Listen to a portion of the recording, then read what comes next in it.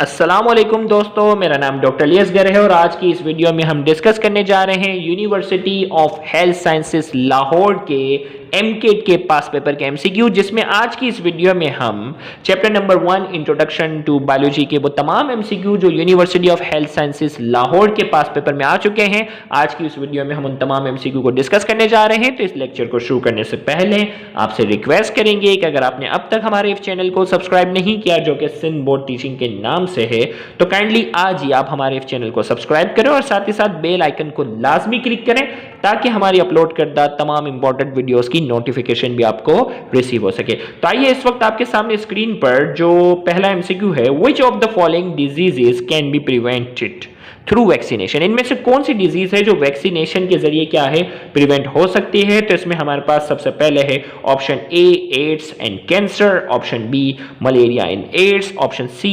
Typhoid and cancer, option D measles and mumps. तो यहां आपके पास जो दो डिजीज का जो है वो पेयर दिया गया है और कहा जा रहा है कि इनमें से कौन सा पेयर है जो वैक्सीनेशन के जरिए प्रिवेंट हो सकता है। तो सबसे पहले आइए हम बढ़ते हैं ऑप्शन ए की तरफ, ads acquired immuno deficiency syndrome.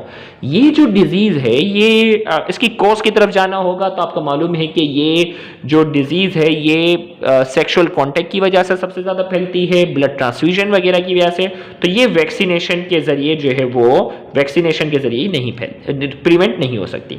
Option B malaria और एड्स लिखा हुआ है तो आपको मालूम है मलेरिया मॉस्किटो बाइट की वजह से है, तो ये भी वैक्सीनेशन के जरिए कंट्रोल नहीं है।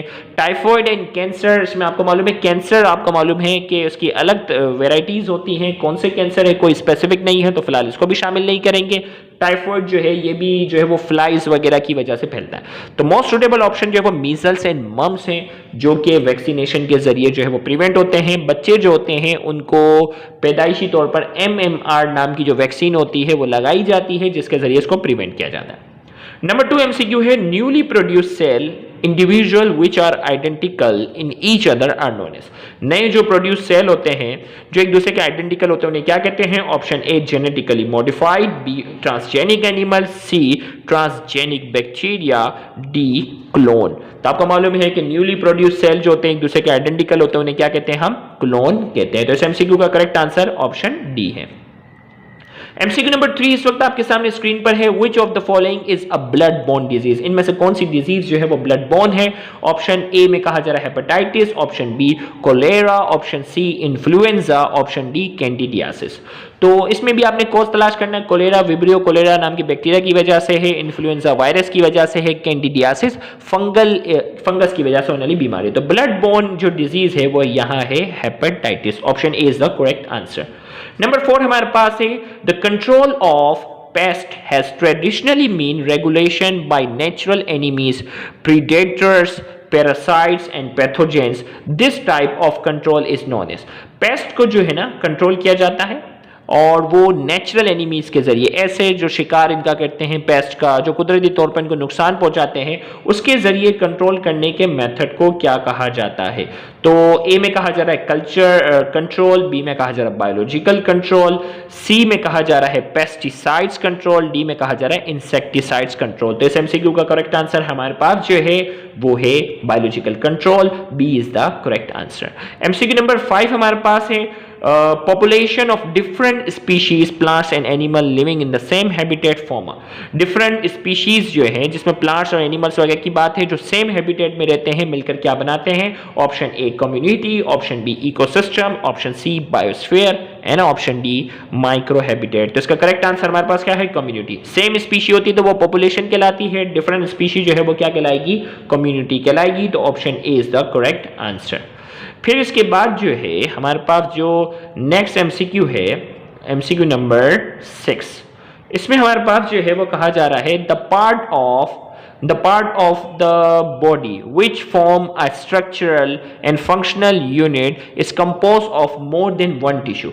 हमने कहा बॉडी का वो पार्ट जो कि स्ट्रक्चर और फंक्शनल यूनिट के तौर पर काम करता है और इसमें एक से ज्यादा टिश्यू होते हैं, वो क्या कहलाता है? Option A organ, option B organelle, option C organ system, option D whole organism. तो इस एमसीक्यू का करेक्ट आंसर क्या होगा? Organ. More than one tissue है ना, तो टिश्यू मिलकर क्या बनाते हैं? ऑर्गन। जबकि आपको मालूम है ऑर्गेनील जो होते हैं वो सेल के अंदर पाए जाते हैं, ऑर्गन सिस्टम में बहुत सारे ऑर्गन होते हैं और पूरे ऑर्गेनिज्म में बहुत सारे सिस्टम होते हैं। तो इसी तरीके से हमारे पास एमसीक्यू नंबर 7 जो है, a method in which pest are destroyed by using same living organisms और नेचुरल एनिमीज। वो मेथड जिसमें पेस्ट को डिस्ट्रॉय किया जाता है नेचुरल एनिमीज के जरिए। तो अभी ये सवाल रिपीट हुआ था, बायोलॉजिकल कंट्रोल कहलाता है। MC is the correct answer. Number 8, chemicals produced by microorganisms which are capable of destroying the growth of microbes are called. हमने कहा केमिकल्स जो है वो माइक्रो ऑर्गेनिज्म के जरिए जो है वो प्रोड्यूस होते हैं, जो कि माइक्रो ऑर्गेनिजम्स की ग्रोथ को डिस्ट्रॉय करने के लिए काम आते हैं। उसे क्या कहते हैं? Option A antigen, option B biocidal, option C antiseptic और ऑप्शन डी एंटीबायोटिक्स। तो माइक्रो ऑर्गेनिज्म के जरिए जो केमिकल प्रोड्यूस होते हैं जो कि माइक्रो ऑर्गेनिजम्स को किल करने के लिए काम आता है, उन्हें क्या कहते हैं? उन्हें हम कहते हैं antibiotics. D is the correct answer. Number 9, the simplest independent unit of life is known as. Simplest independent unit of life हमारे पास क्या है? Option A bacterial colony, option B cell, option C chloroplast और option D DNA. तो simplest independent unit of life हमारे पास क्या है? सेल है। B is the correct answer. Next हमारे पास एमसीक्यू इस वक्त आपके सामने स्क्रीन पर है। The plants having foreign DNA incorporated into their cell are called। वो प्लांट जिनके अंदर फॉरेन डीएनए, किसी और का डीएनए, किसी और प्लांट का डीएनए उसमें शामिल किया जाए, उस प्लांट को क्या कहते हैं? Option A clonal plant, option B transgenic plant, option C biotech plant, option D tissue culture. तो इस एमसीक्यू का हमारे पास जो करेक्ट आंसर है वो है ट्रांसजेनिक प्लांट। ट्रांसजेनिक प्लांट के अंदर फॉरेन डीएनए क्या करते हैं? शामिल करते हैं। Number 11, pasteurization technique is widely used for preservation of. Pasteurization की जो टेक्निक होती है वो किस चीज के लिए इस्तेमाल होती है? Option A water, B heat, milk products and D vaccine. किसकी प्रिजर्वेशन के लिए पेस्चुराइजेशन की टेक्निक इस्तेमाल होती है? तो इसका करेक्ट आंसर है सी मिल्क प्रोडक्ट। मिल्क प्रोडक्ट के लिए जो है वो पेस्चुराइजेशन की टेक्निक इस्तेमाल होती है। अगला सवाल है, the production of genetically identical copies of organisms by asexual reproduction is called A genetic engineering, B integrated disease management, C hydroponic culture technique, D cloning। तो हमने कहा the production of genetically identical copies, genetically identical copies की production को क्या कहते हैं? cloning। सबको मालूम है। अगला सवाल हमारे पास जो है स्क्रीन पर इस वक्त MCQ number 13, the use of living organism in industries for the production of useful product. Useful products के लिए लिविंग ऑर्गेनिजम्स का इस्तेमाल किया जाता है इंडस्ट्रीज में, उसे क्या कहते हैं? ए पैरासाइटोलॉजी, बी बायोकेमिस्ट्री, सी बायोटेक्नोलॉजी, डी मॉलिक्यूलर बायोलॉजी।